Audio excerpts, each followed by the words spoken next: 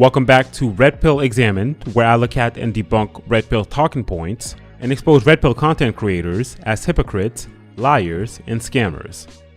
And for today's video, I want to discuss the problem with men saying that they can have kids at any age, which is a popular red pill talking point that's oftentimes brought up.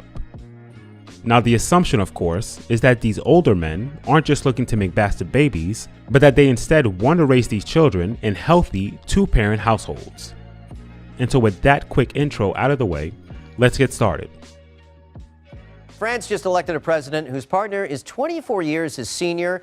Donald Trump, by the way, 23 years older than First Lady Melania. So we're seeing more and more high-profile relationships with big age gaps. And here with some more insight on this is relationship expert Dr. Jessica O'Reilly. Jess, great to see you. Good morning. All right. How common are these relationships where we see these big age gaps? So we see them more with politicians, with celebrities, but in fact in Canada they're relatively uncommon. So the average age gap at first marriage in Canada, according to Statistics Canada, is 1.4 years, so relatively small. Sure. Okay. Are these relationships stable when we see these age ranges of like almost a quarter of a century? Well, we do have some data suggesting that divorce is more likely the larger your age gap. So we see that, for instance, if there's a 5-year age gap, you have an 18% increased risk of divorce versus just an increase of 3% if you have a 1-year age gap. When we bump it up to 10 years, and I know that these politicians are double that, the 10-year outlook is an increase of 39% of divorce. You know the reasons that huge marriages end in divorce? The number one reason is family acceptance. There's a problem with family acceptance. And there's the question of children. The younger one wants to have children, the older one doesn't. There's that imbalance of power, blending families, illness, aging at different rates.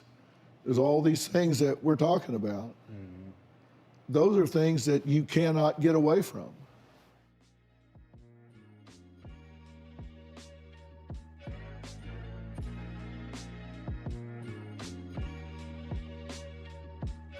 Now, the first issue with men saying that they can have kids at any age is that it dismisses the mental well-being of the potential child by ignoring how big of a role the age gap between the mother and the father plays in the success of a marriage.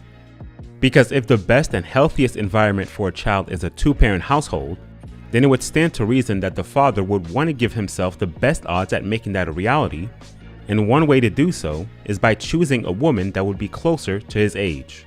Because as the stats tell us, couples with a 5-year age gap are 18% more likely to divorce versus just 3% with a 1-year age difference. That number then rises to 39% for a 10-year age difference, 95% for a 20-year age gap, and an astounding 172% for a 30-year age gap.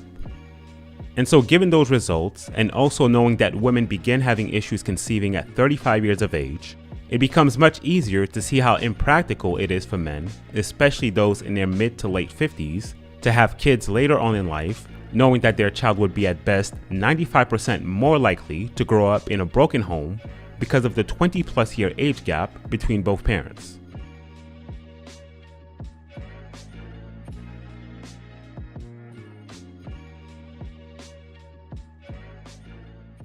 My name is John Aitken. I am a laureate professor of biological sciences at the University of Newcastle, and I have been working in reproductive science since I started a PhD in that area at the University of Cambridge in 1971. As men age, they don't lose their fertility in the same way that women do. So as women go through that age range between 35 and 42, their fertility is essentially lost. In the case of males, fertility certainly decreases with age, that's definitely true, but they don't lose their fertility entirely. It may make a few percentage points difference in the likelihood of conception, but very few men are infertile because of their age. They will be subfertile because of their age. The impact of the male age on the health of the offspring is very important. So as men get older, they don't stop producing spermatozoa, but the quality of the spermatozoa definitely deteriorates with male age, and the incidence of diseases in the children increases quite rapidly with male age. So we've known for many years that dominant genetic diseases, the classic one being achondroplasia, dwarfism, that increases exponentially with the age of the father. But in recent years, we've become aware that a whole range of neurological conditions like autism, bipolar disease, spontaneous schizophrenia, epilepsy, all of these are correlated with the age of the father at the moment of conception. The inflection point, the age at which things start to rise quite dramatically, is around the age of 35. And interestingly enough, it's the same age at which women's fertility begins to get lost. We are the only primate species that stops reproducing in midlife. And it's as if we were only really designed or evolved to reproduce up until our sort of mid-30s, maybe 40 at the maximum. And after that, our fertility as a species is lost.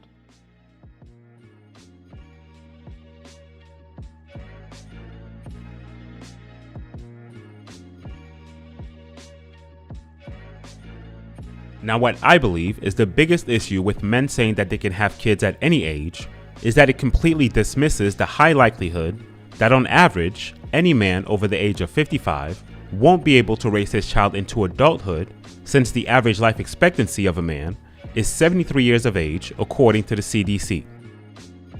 And so with that in mind, what sense does it then make for men to say that they can have kids at any age if the children being born to these older men find themselves in situations where their fathers, due to advanced age, passes away while they are still young, leaving them fatherless? Another point that's worth noting is that older parents, due to their age, oftentimes lack the natural zeal and energy that a parent needs to run, play, or interact with their children in a meaningful and impactful way. Conversely, the children of older parents are also frequently faced with caring for their parents at much earlier ages than their peers, and so instead of having their 20s and 30s to focus on their career and starting a family of their own, they oftentimes have to assume responsibility for their parents relatively early in life, which in many instances can lead to resentment. And so the purpose of this video was to give some pushback and show that it's not as easy as simply stating that men can have kids at any age, and that such a statement has to be fleshed out to see if it's something that's realistic and ideal. And as I've shown throughout this video, it isn't.